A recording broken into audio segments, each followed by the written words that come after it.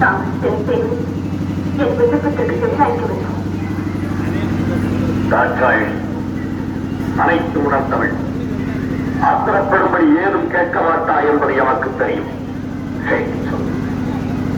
பிள்ளைகள் வளர்ந்து ஆளாகிவிட்டால் பெற்றோர்களுக்கு கட்டுப்பட்டவர்கள் தான்.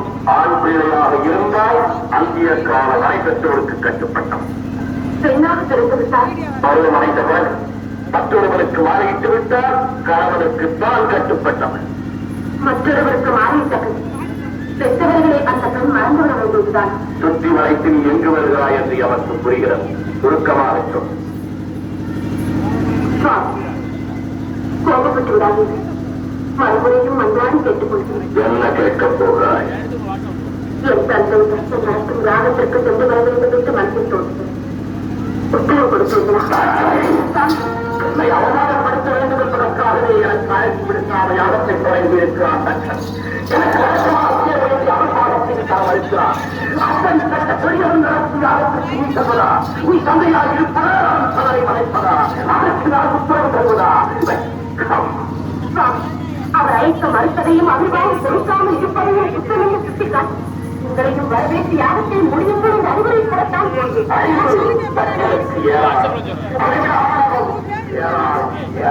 அந்த ஆணவத்தை அகற்றி நல்லதும் புகட்டத்தான் நான் கொண்டேன். அதை தடுத்து நான் நிறுத்துகிறேன்.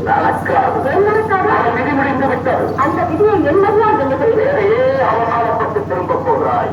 இல்லை, என் தந்தை ஈசனுக்கு விரோதி என்ன என்ற அளவுக்கு அவர் மனதை மாற்றிவிட்டு வெற்றியுடன் புரிந்து வருகிறார். பெண்ணுக்கு பிறந்த வீடு பார்ப்பதவா ஒரு புகுந்த வீடு வாழ்ந்தவா? இதற்கு பதில் சொல்லிவிட்டு பிறந்த வீட்டிற்கு பெருமையும் புகுந்த வீட்டிற்கு நற்பெயரும் தேடி தருவதுதான் பெண்ணின் கர்மம். ஆனால் நீ கணவன் சொல்ல நீதி தந்தையை காண செல்கிறாய். என்ன செய்வது? பாசம் என்னை தூண்டுகிறது. வளர்த்த கொடுமை என் நெஞ்சத்தை வாட்டுகிறது. போவது உங்களுக்கு பிடிக்கவில்லை, போகாமல் என்னால் முடியவில்லை. ஐயே, பிறந்த வீட்டிற்கும் புகுந்த இடத்திற்கும் விரோதம் ஏற்பட்ட பிறகு பெண்ணாக பிறந்தவன் இருப்பதை விட இறப்பதே மேல். தந்தையின் பாவம் என்னையும் இரு வளவுக்கு வந்துவிட்டது. தவறுதான் என்னை மன்னியுங்கள். பெற்று வர உத்தரவிடுங்கள். விதி உன்னிடமும் விளையாடுகிறது. சாமி, போய் வா என்று சொல்லுகிறேன்.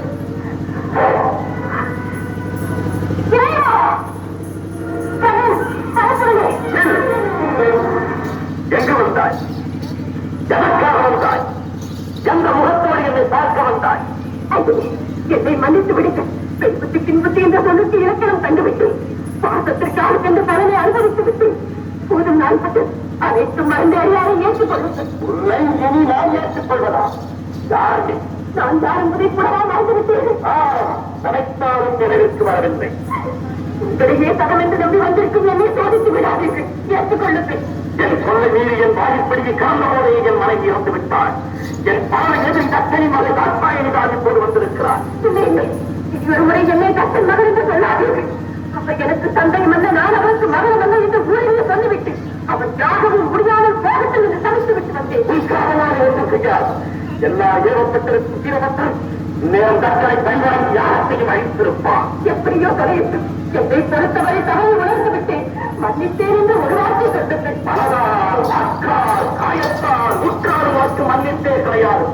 போக மாட்டேன். விடுவிட்டால் உங்கள் ஜீவனையில் விடுவித்தவர்கள் இந்த இடத்தை விட்டு ஒரு கணவன் என்னால் பிரிந்திருக்க முடியாது. கிடையாது. என்னோடு சேர்ந்து வாழும் வாக்கையும் இனிவாக்கு கிடையாது. சோதித்தது போதும். இது வேதனையை என்னால் தாழ முடியாது. ஏற்றுக்கொள்ளுங்கள்.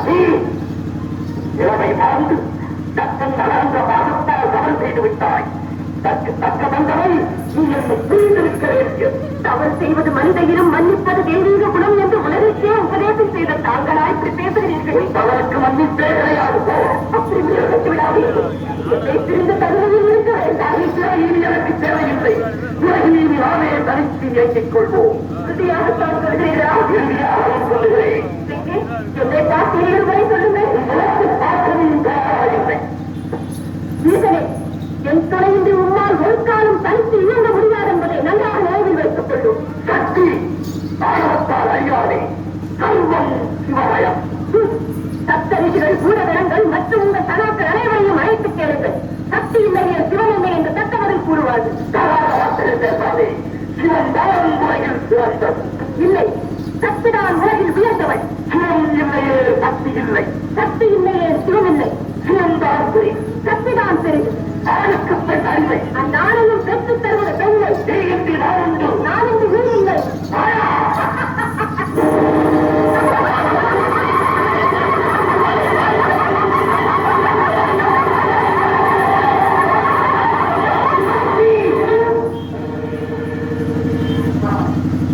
அறிந்தும் அறியாதவர்கள் எதற்காக இந்த நாடகமானது?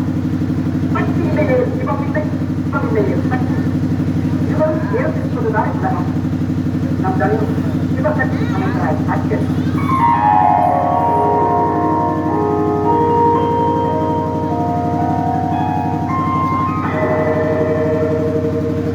ஓடுங்காமோடி உள்ளுமுடியில் பாடுங்கால் பாடவன் தேன் பரம்பொருளே.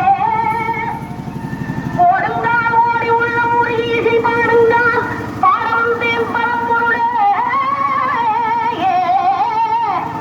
ஆடுங்கால் எடுத்து நடமிடுவாய் இறைவாவும் தமிழமுதை படித்த நான் பாடும்படி தமிழமுதை படித்த நான்